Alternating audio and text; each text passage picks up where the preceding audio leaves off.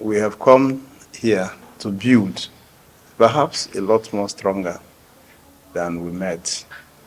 We are not here to scatter. That's why we felt that if we are going to be confrontational, we will not even have anything to do around these premises at all. And we shall enjoin all our party loyalists, all our party adherents, all our party supporters to please come on board with us. We are not know all and do all the circumstance. We are prone to human frailties and foibles. Your ideas, your opinions, your suggestions will aid us in the development or further development of this political party.